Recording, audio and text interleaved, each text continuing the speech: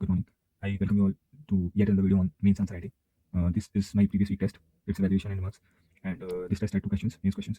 First was 15 marker, and both of them were from the Indian Society section because contemporarily we are having our Indian Society classes at the moment, present time.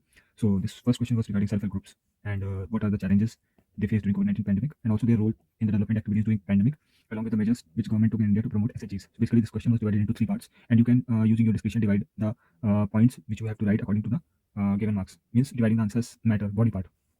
So as usual, I started my answer with the definition of SHG, and then I simply uh, jumped to the question requirement, which was what are the developmental activities of SHGs during pandemic. So there was this report of World Bank. This question is directly from that report. Means this was basically a question of, you could say, a current affairs. I wrote this points because I read that article in our current affair classes, and data may not be exactly true because I did not revise it before writing this test. And so here it goes. Development activities. Self-help group, as you all know, are developed by groups belonging to certain socioeconomic classes to better up their living conditions, and along with that, it also take the facilities, banking facilities. They also do entrepreneurial business, non-farm activities as well.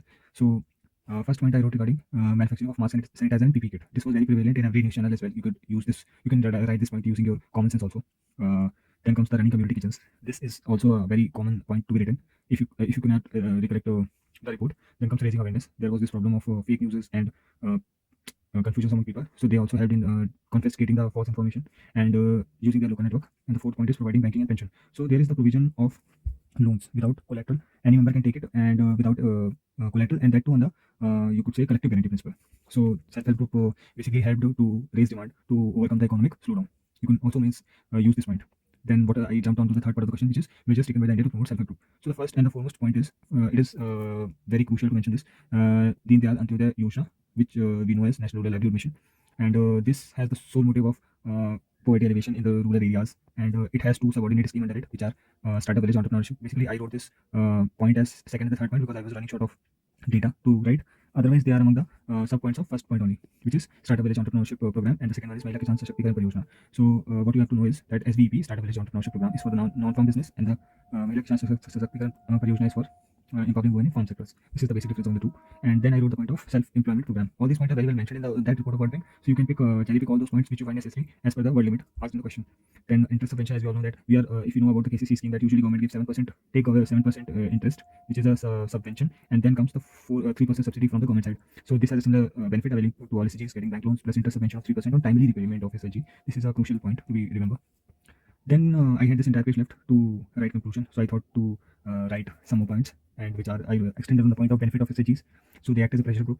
They act as a pressure group, as you all know that they also help in the political awareness of any issues which is happening at the local level, or which is the demand of local level, and social integrity. Usually, people from all the sections of the society can come together and form SHGs, and they also act as a societal practice, check on societal practice, bad societal practice basically, such as dowry, child marriage, and all, women empowerment through SHGs like Seva. Here I mentioned some of those examples of Seva, Kudumshri, which are doing exceptional work on their field, and they infuse a sense of empowerment in women. And then comes the increase in employment. All those economic repercussions of SHGs I mentioned in my answers. Then comes the final conclusion. So I had these 2 points to be mentioned in the conclusion, which is developed nation by 2040, which is under Punch Pran, and 5 trillion economy by 2025, which I usually use in all my answers where it is suitable. And so this is how I ended. Government of India should implement the biggest poverty elevation program of SHG with the help of World Bank. Then World Bank is the facilitator of NRLM, National Rural Livelihood Mission as well. And here I mentioned some data from my subconscious memory, which I do not claim to be true, but it must be near the exact data, but not much difference should be there. Then this is how I ended. Then we come to the second question, which is combined employment philosophy of women in the armed forces is a continuously evolving process and regularly reviewed by the Indian Army. In the light of this statement, discuss the advantages and challenges of women in armed forces. So this question is from current affairs. Why? Because I guess 2 weeks ago there was this article on how government is thinking of introducing women in combat roles such as artillery, etc. And this act has all the entire history how women started inducting inside the army from 1992.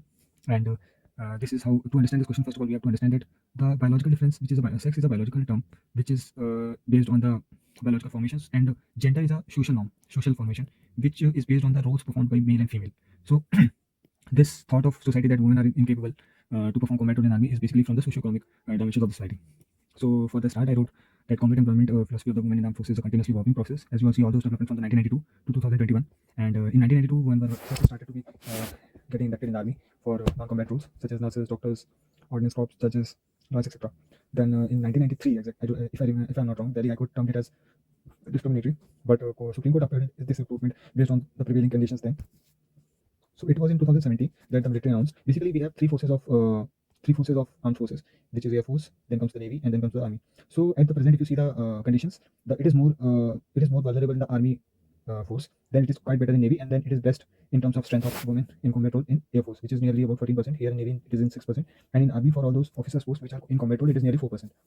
So this answer of mine entirely focuses on the role of women in combat role in the Indian Army. But Supreme Court upheld that non-recruitment of combat by saying facility and conducive environment. Then in 2017, Army started induction of women in corps of military police. In 2020, Indian Army announced opening of all officers to women. And in 2021, they also started recruiting short service commissioned women as fighter pilots. So these are the development till 2021. Then comes what are the advantages, which is the second part of the question, advantages of recruiting officers. Then these are the points which you can use your common sense and right. That is, it can improve effectiveness, it can increase operational efficiency because usually women have a another dimension to see things differently and very efficiently they perform their work. Then better retention and recruitment. This increases the pool of talent, as you all know that Army also looks for better choices, breaking stereotypes, the societal stereotype of women being seen as incapable, and then comes the better representation of the society, that they are nearly 51, comprising 50% of the society, and they cannot be underrepresented. Better representation of society, increased diversity, cost effective. Cost effective. Then comes labor force participation data, that it is nearly 26% in the labor force participation, which is worse than condition prevailing in 1990s, which was nearly 46%. And then comes the third part of the question, and also the last part, which is challenges for women in armed forces. So these are the challenges. They lack support. They lack support in terms of colleagues and support superiors when they remain in the service, and societal stereotypes. Then comes the harassment and discrimination. Often we have heard the cases of these from the seniors and sub-colleagues. Then comes the lack of support, and then comes physical standard, limited opportunities, and the overall percentage of this is the conclusion part. 14% in Air Force, highest, and then comes the Navy 6%, Army 4%. Then I used the phrase recent decision to recruit women in artillery is commendable to increase women's participation despite our complex territory and hostile and unstable neighbors. Need women officers as well as to keep a check on their rising threats and sabotages. So friend, this is how I wrote these two answers. Please suggest some more suggestions if you can add up here, and I hope you like this video.